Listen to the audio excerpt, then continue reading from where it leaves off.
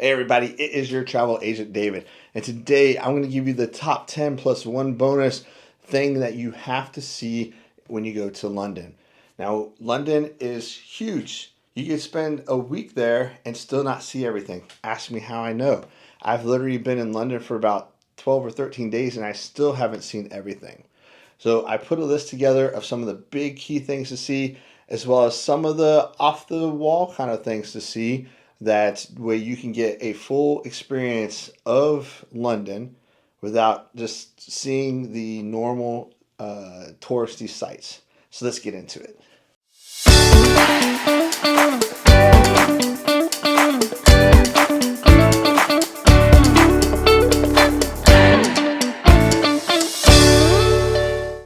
Now, in no order, I'm going to list these top 10 things and give you a bonus.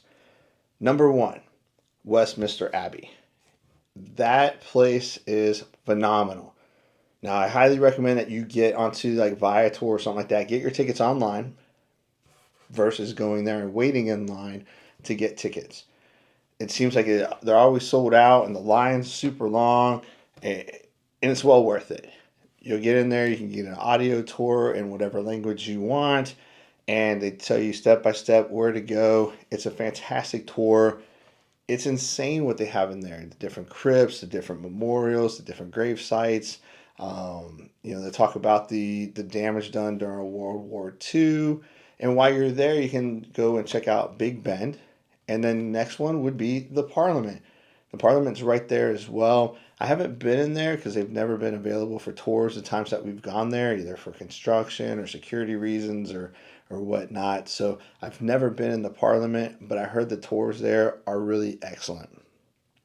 Number two, Buckingham Palace. I again haven't been in Buckingham Palace because every time we've been there, it's been on the off days that we can go there because I've never been there for like a whole week at a time. It's like 2 or 3 days here, 2 or 3 days there, about 4 times now. But I have seen the changing of the guard, and that is phenomenal. It's really cool to be out in front and take some selfies as well, and just enjoy that whole atmosphere of Buckingham Palace. Next is the Tower of London. Now, if you are into like the dark side of history, the Tower of London is where you need to go. You can take the rail right there. There's a stop for the Tower of London. You get out about 500 feet and you're there. You're at the Tower of London. Now, the Tower of London also has the crown jewels, but when we were there, it was about a 3 hour wait to see the crown jewels. So I did not spend 3 hours in London waiting until to get some jewelry. I just kept on going through the tower and then off to go see other things in London. But they have beefeaters there that will guide you through the tower. You can do your own tour. You can do a self-guided tour. You can join the tours that they have there on prescribed times. It's really up to you. You can do a lot of different things there. Trafalgar Square. Again, the train will take you about, I don't know, less than a quarter of a mile to Trafalgar Square. Right there, you got the fountains, you got statues, you've got big staircases that you can sit down and just eat, drink, just absorb the culture that's going on there. You got the museum right there as well. There's always somebody playing music. It's just a really great atmosphere. A lot of photo opportunities as well. Like I mentioned before, the House of Parliament, a great place to check out. That was number five. Number six, Chinatown. Now, I've been to Chinatown in Sydney, London, Los Angeles, Honolulu, so Oahu, New York, a couple other cities. But I have to say the Chinatown in London is my favorite. There's a bakery right there also that they make these little cream puff kind of things. It's like this really nice, tasty breading with cream in the center of it. But you can see like they have the molds right there, and they just keep making them, and then you pour them out and fill them. It's really cool. You get to see how they're made. I want to say it was like €5 for 10, but they are delicious. We got some to bring home to the kids. It didn't make it to the airport, so really good. So Chinatown, I'd really check it out, especially if you like Chinese food.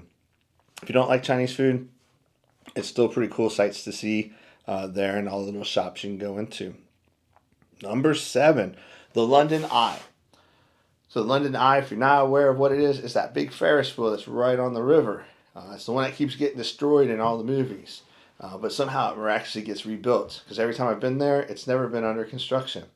Now, the first time I went to London, or to England, was in 2006. So when I went to London, I rode on the Eye. But back then, it was actually managed by British Airways, because it was so high that you were off the ground, they considered it a flight. So it had to be managed by an airline. Well, I guess common sense has prevailed since then, because it's not managed by British Airways anymore.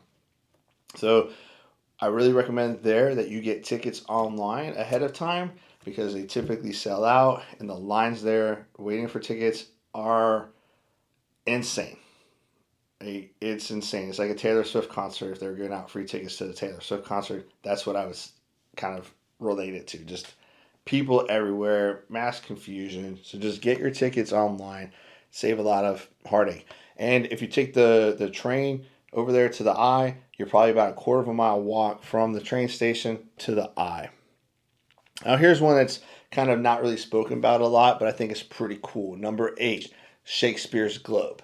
Now, Shakespeare's Globe, this one was built in 1995, maybe 1994, and it's a replica of the globe Shakespeare used to have.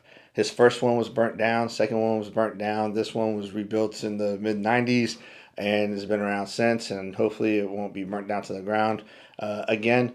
But apparently everybody in there dresses in garb from Shakespearean times, and they still do Shakespearean theater set up just like Shakespeare did in his time. Now, they don't do shows every day of the week. They have different runnings, so all the times I've been there, I have not been able to go to see a Shakespearean play in the Shakespeare Globe. But it's really cool. It's a thatched roof. It's a globe. It's like, well, it's not really a globe because it's not a full circle, but it's really cool. And I've heard nothing but great things from locals about the shows that are performed there. So if you have the opportunity to go to a show there, I really recommend that you do that. Number 9, Tower Bridge. Now, when I was looking at Tower Bridge, I always thought that that was London Bridge, right? Because, I mean, they made a song about London Bridge, right? I know it's falling down, but London Bridge is actually one bridge to the right, depending on which. So if you're looking at Tower Bridge and you got the globe right here, London Bridge is right to the right. The old one was to the right of that, but, well, it fell down. So they had to build a new one. But the Tower Bridge is just like the big iconic bridge, the drawbridge, right? So it's cool because you can walk across it. You can actually climb it.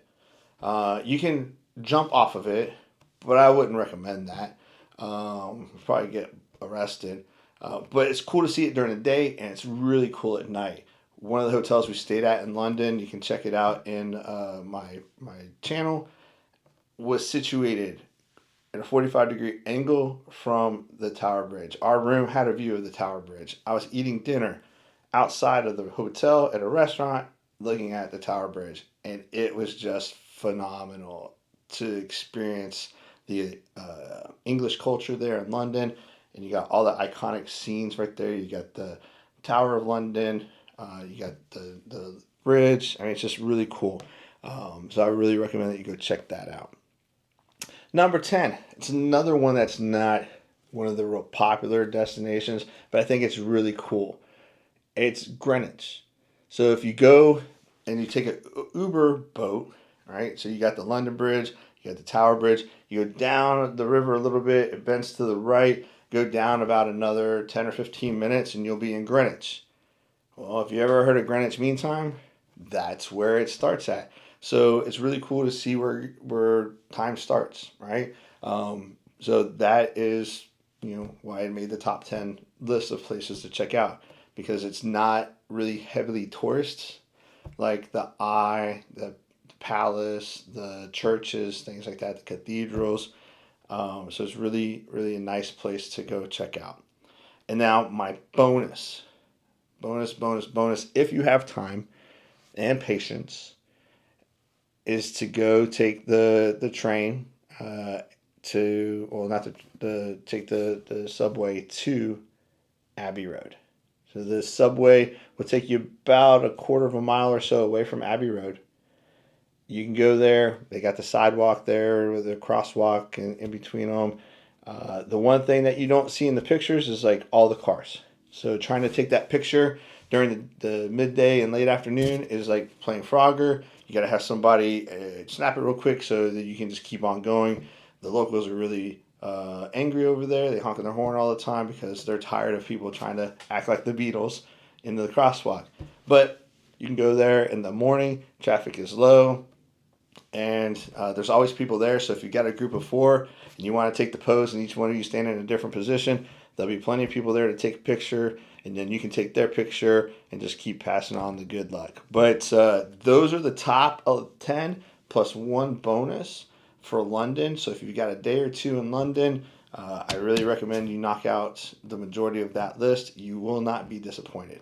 So if you like this information, make sure you like and subscribe to my channel so you can easily go back to my channel, type in London, and you'll see all the destinations. I probably have about 30 different videos of London, the hotels that we stayed at, sites that we did, and then we've got all the other information inside of that as well. So as always, I appreciate you for watching, and until next time, I'll see you next trip.